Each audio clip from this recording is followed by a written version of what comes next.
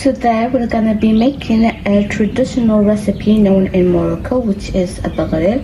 It is like a pancake with a spongy-like texture and with holes.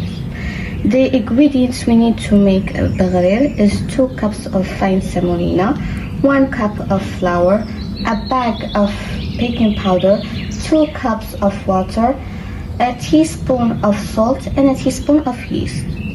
First, we're gonna start with pouring 2 cups of fine semolina.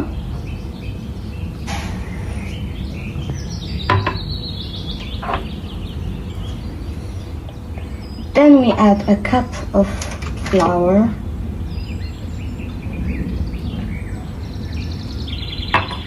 Next, we add a bag of baking powder.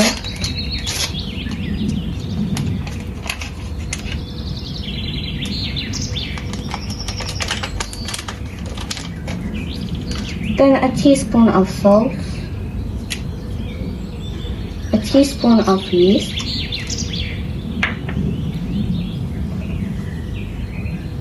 then a cup of water.